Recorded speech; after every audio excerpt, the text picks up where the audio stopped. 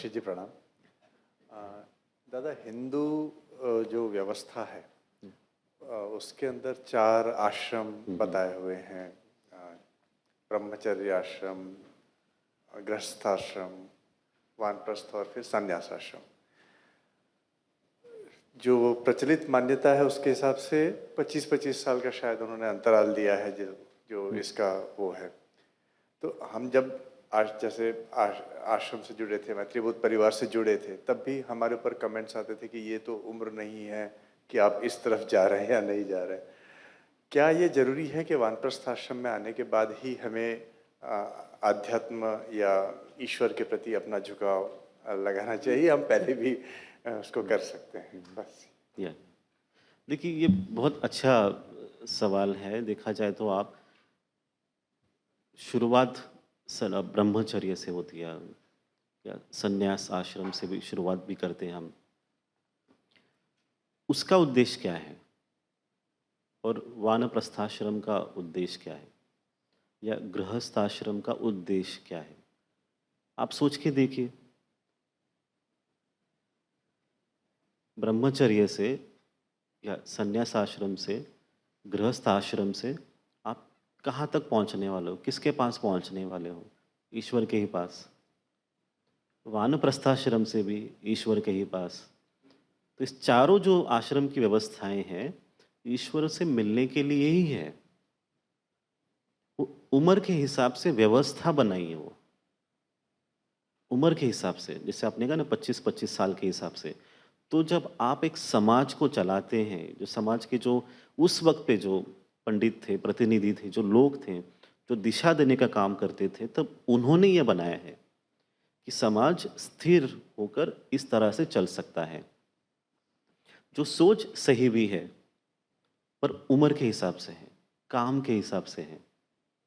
ईश्वर के हिसाब से वैसे नहीं है कि अभी आप जंगल चले गए तो अब ईश्वर को प्राप्त करें, पर गृहस्थ में रहते हुए कितने लोगों ने ईश्वर को प्राप्त कर लिया है ना? ये आप थोड़ा भ्रमित लोग हो जाते इसके वजह से कि नहीं, वानप्रस्थाश्रम मतलब जंगल में जाएंगे तो ही ईश्वर मिलेंगे।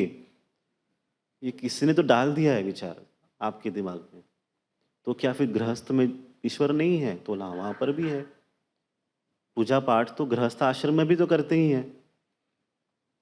जितने भी संस्कार हैं वो तो शुरू हो जाते हैं बचपन से ही। तो जब पूजा पाठ आप गृहस्थ आश्रम में रहते हुए कर ही रहे हो, तो ईश्वर के पास तो पहुंच ही रहे हो आप।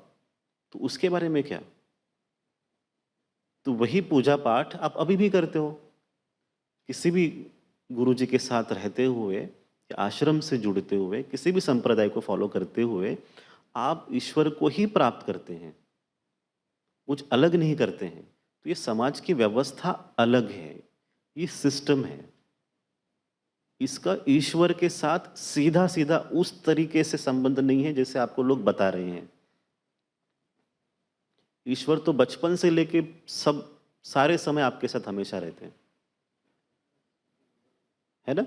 और आज तो समय आया है सभी का कि ईश्वर को हर मोमेंट अब इसी वक्त अनुभव करना है। तो कितने बच्चे सन्यास ले लेते हैं 25 साल में, 20 साल में, 14 साल में, 15 साल में। बच्चे तो सन्यास लेके अपना लाइफ पूरा वैसे ही चला रहे हैं कि हम ईश्वर से ही जुड़े रहेंगे।